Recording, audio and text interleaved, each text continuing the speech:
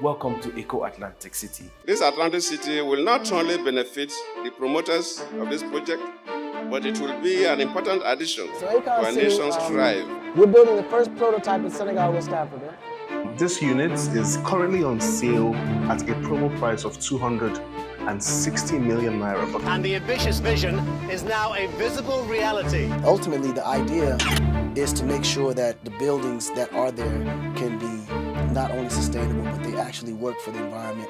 Akon City, Senegal, as it's been named, is also set to run entirely on a cryptocurrency.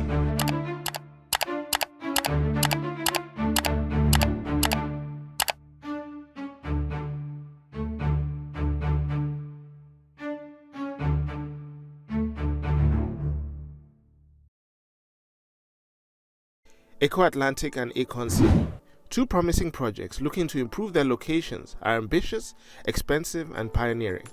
Though criticized about the true intentions of these cities, one cannot deny the excitement they will bring at completion. Both pledge to create jobs, boost tourism, and foster the futuristic African experience. Can they live up to the hype, or are they disasters in waiting? We will try to answer this as we stack these two cities side by side, from location all the way to the problems they would create. Location, location, location. This is the ultimate difference with price and availability in relation to real estate. You could live in a box in Lagos, which would be more expensive than a mansion towards the north of Nigeria.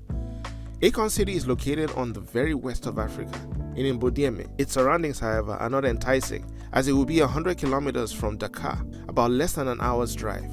Eko Atlantic, on the other hand, sits on reclaimed land from the Atlantic Ocean in Lagos, one of the most populated and famous cities in Africa. It is already within a famous African country, which is projected to surpass the American population in over 20 years.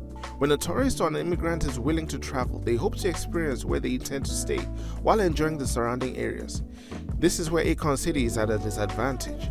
Living within Akon City will be the extent of its lifestyle, unless you travel to other areas of the country.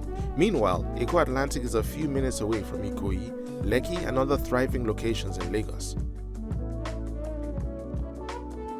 You can build the most developed settlement blistering with great amenities.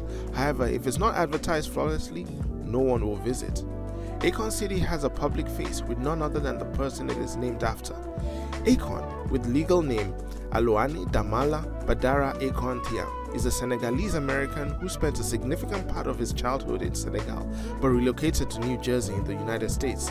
Since Akon City is the brainchild of Akon, promotion for the upcoming city coincided with the Black Panther movies that pulled in over $2 billion in the box office. Marketing for this was also executed via social media with dazzling 3D walkthroughs, with Akon's version of Mama Africa playing in the background.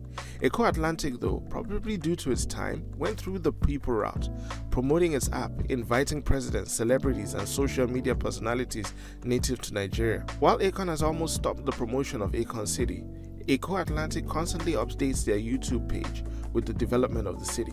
Akon City, however, definitely gets the edge here. The celebrity leveraged its status to promote the project, coincided with Pan-Africanism. Eko Atlantic, though, has fewer views on its YouTube channel. Even though there are countless reviews of the Eko Towers on YouTube, globally, more people are aware of Akon City, though they may question it, while many Nigerians don't even know about Eko Atlantic. Ambitious projects can only move forward with financial backing, and building a city should never be mistaken with building a condo. Eko Atlantic is privately funded by South Energix Nigeria Limited, a Nigerian multinational business conglomerate located in Nigeria, owned by Lebanese Nigerians Gilbert and Ronald Chagri. The conglomerate also works with the Lagos state government and is supported by the federal government of Nigeria. Furthermore, they are also partnering with banks who have chosen to capitalize on investments, banks like FCMB, First Bank, Access Bank, and Guarantee Trust Bank.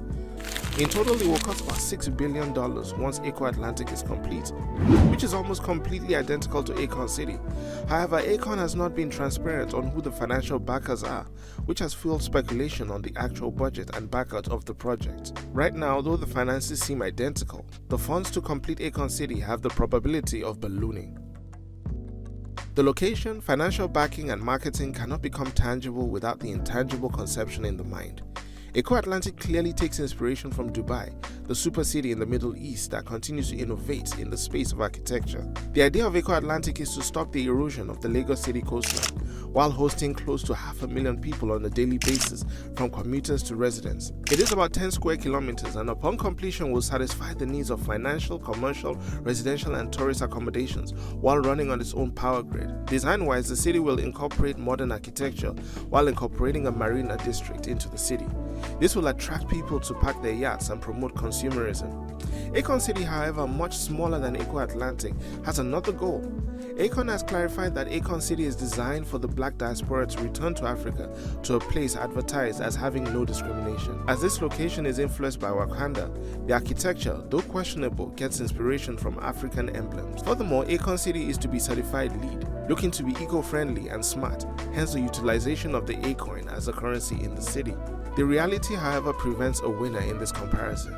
It would be unfair to draw further comparisons as Akon City has yet to commence construction, with the locals of the area questioning their development as only a rock sits on the proposed city. Regardless, there are problems here.